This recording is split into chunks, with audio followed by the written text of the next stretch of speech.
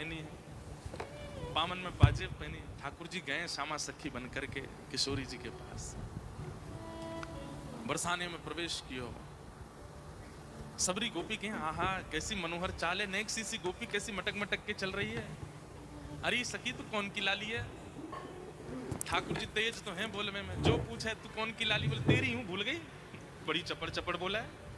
पहुंच गए ठाकुर जी बरसाने। बरसाने में द्वार पर जाकर के सखीन से बोले मुंह को भीतर जान दो। सखी बोली कौन हो तुम? बोली मैं श्यामा सखी हूं। कहां ते आई हो? बोले पास के गांव नंदगाम ते आई हूं, और मुझ किशोरी जी ते बहुत जरूरी बात करनी है, मुझको मिलवाओ। सकीन ने बोली बोले भानु बाबा के पास जाओ, शिकायत आदि करनी है, कोई न्याय चाहिए तो वहां जाओ। नहीं हम तो किशोरी जी से ही बात करेंगी, ऐसी बात है कि मैं वृषभानु जी से न्याय कह सकूं। सकीन ने जाकर के भीतर किशोरी जी से कही, हे लाडली जू, बाहर एक गोपी ठाड़ी है और यूं कह रही है कि वह आपसे ही बात करनी है और आपसे बात करके कछु न्याय करानो है। किशोरी जी बोली अच्छा बुलाओ भीतर। किशोरी जी सिंहासन पर विराज रही हैं और श्याम सुंदर भीतर आ रहे हैं। जैसे ही द्वार से भीतर आनो भयो, किशोरी जी तो कहें अरे सखी या की चाल तो देख कितनी बढ़िया है। ललिता विशाखा बोली हाँ चाल तो बढ़िया है। अरे देखियो या की कमर कैसी सुंदर लग रही है। ललिता विशाखा बोली श्री जी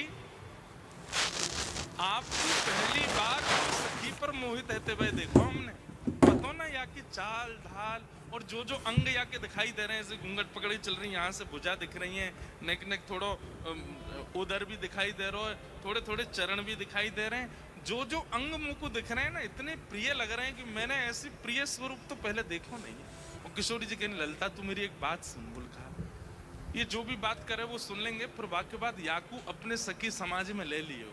मुख बड़ी भारी है, अभी याकू मुख नहीं दिखो, मुख में तभी आप मोहित है गई हूं। विशाखा जी बोली नहीं रुक जाओ, आन तो दो, बात तो होने दो। किशोरी जी आज जैसे ठाकुर जी को देख के हो जाती है वैसी हो गई है, एक सखी को देख स्वयं पर भरोसा नहीं हो रहा है किशोरी जी को कि मैं ऐसी क्यों है रही हूं। ठाकुर जी आके सामने खड़े है गए, उन्हें एक बनावटी सी आवाज भी बना ली ठाकुर जी ने। किशोरी जी बोली कहो सखी कहा नाम है तुम्हारो? अजी मेरो नाम तो श्यामा सखी है। स्वर सुनते ही किशोरी जी के नेत्र बंद है गए। ललिता जी को हाथ पकड़ के कहें मुकु कहा है रो है, या के चाल या के रूप रंग सब देख करके तुम या के स्वर में भी कछु आकर्षण है। ललिता जी बोली श्यामाजू ऐसे ना करो करें। अरे वो सखी है वहां पे आप मोहित काई को है? बोले ना पता ना या मैं तुम्हें ना लग रहा आकर्षण, बोलना हमें तो ना लग रहा। किशोरी जी कह रही हैं अरे मैं अपने आप पे तो बाहर जा रही हूँ, ये सखी कैसी है या कि स्वर कितने सुंदर।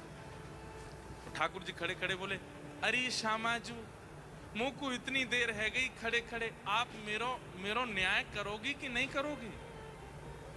किशोरी जी बोले अरे मैं तो ऐसे बहल गई, बताओ कहा बात है।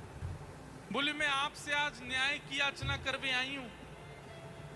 मैं रहूं नंदगाम में और नंदगाम में नंद बाबा के महल के बिल्कुल समीप ही मेरा घर है।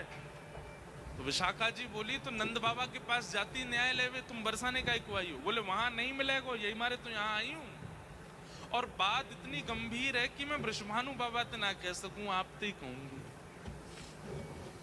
किशोरी जी बोली कहो। श्यामा सखी रोने लगी कहाँ बताऊं, कैसे मोहते कहूं, मुंह को तो लज्जा आ रही है बतावे में। श्री जी बोली ऐसे मत करो, बताओ बताओ कहा बात है। बोले कल परसों में दही बेक के कायजे जाई रही, इतने में मार्ग में श्याम सुंदर आए गए। किशोरी जी थोड़ी सहम गई, श्याम सुंदर? हाँ। अरे तुमने उनको बड़ी प्रशंसा सुनी है, उनकी बड़ी महिमा सुनी है, पर तुम उनके अंदर की ना जानो, वे बड़े छलिया हैं, बड़े कपटी हैं। किशोरी जी बोली कहा क्यों श्याम सुंदर? अरे मेरो मार्ग रोक्यो। ठाकुर जी गा रहे हैं किशोरी जी के सामने, अरे मेरो मार्ग रोक्यो, कृष्ण कन्हैया ने अरी मोहे बड़ो दुख दीनो, नंद जी के छैया ने। किशोरी जी कह रही कहा कियो माने, ओ मार्ग में मिल गए नंद लाला, संग लिए बहुत से ग्वाला।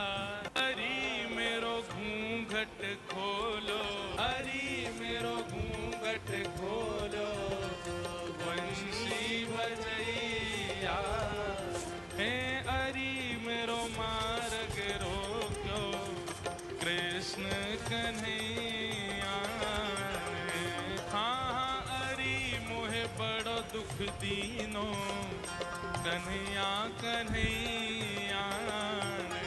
हे श्यामाजू मैं कैसे बताऊं आपको, मैं तो मटकी भर के जा रही बेक बेक के काजे मार्ग में मिल गए। ठाकुर जी स्वयं ही अपनी शिकायत कर रहे हैं, ये जानने के लिए कि श्री जी क्या कहेंगी। रोक लियो मेरो मार्ग, और मार्ग रोक के बोले मुझको कर दो। ठाकुर जी ने जगह जगह ब्रज में नाकाबंदी लगा रखी है अपनी जबरदस्ती की, और जैसे इनको पता चले कि कोई सखी मथुरा को जा रही है तो वही मार्ग पर चले जाएं और जाए करके सब सखान के संग बैठ जाएं और आवे वाली सखीन तक कहें हमें कर दे के जाओ, जे मार्ग हमारे परदादा ने बनवायो है। ये मार्ग हतो ना हो, हमारे दादा परदादा ने ये मार्ग बनवायो, ये हमारे यहाँ मार्ग को कर लेने को अधिकार हमारो, कर दो।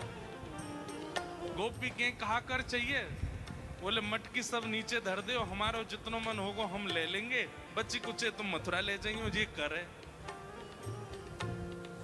अब मटकी नीचे धर के अगर कोई गोपी कह दे कि लाला तो जितनो हो पाले, ठाकुर जी छोड़ेंगे वहां में?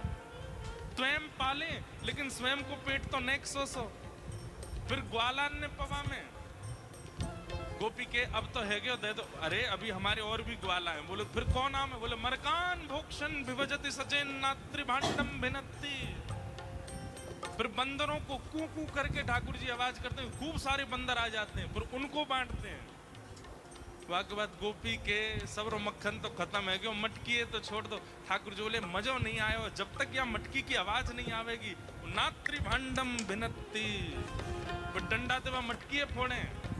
फिर कहें गोपी मक्खन तेरो बासो नेक्सो दोबारा लेके आइयो, ऐसो करे तुम्हारो ये कन्हैया, कौन कर देगो या को? अरे राजी राजी नेक कर ले ले तो बात ठीक भी है, ये तो मटकिन ने फोड़ दे, सबन ने खवाए दे, लेकिन मेरे संग तो बहुत बुरो कियो। किशोरी जी बोली कहा कियो? बोले मेरो घूंघट उठा लियो, मेरी चुनरी खींच ली, मेरा हाथ मरोड़ दियो, और माखन की जो पटकी मटकी, मेरी बाह पकड़ के झटकी, अरे मेरी चूड़ी चटकी। ठाकुर जी किशोरी जी के सामने खड़े हैं और किशोरी जी तो कह रहे हैं अरे मेरे संग तो बहुत बुरो कियो। किशोरी जी कहें अरे ललता या कुछ संभालो। अच्छा इतनो ही कियो और तो कुछ ना कियो? अरे कहाँ बताऊं और कहा कियो? बोले और कहा कियो? पकड़ूं तो मेरे हाथ ना आवे, मुंह को इतनो डुलावे, सब मेरी मटकी फोड़ दे, मेरी चुनरी खींच दे, हाथ मरोड़ दे, चूरी ने तोड़ दे, और मैं पकड़ में जाऊं तो जन कौन कौन सी गलीन में भाग जाए, हाथ ही ना आवे मेरे। हरी मोहे नाच कौन? धेनु चरैया ने। लेकिन श्री जी मेरी एक बात सुनो। बोले कहा मैं तो चाहूं भी ना हूं कि वो मेरे पकड़ में आवे, क्यों? बिना पकड़ के इतना उधम मचावे, पकड़ लूंगी तो जन कहा करेगो। हरी मोहे बहुत कौन? सतावे, नाग नत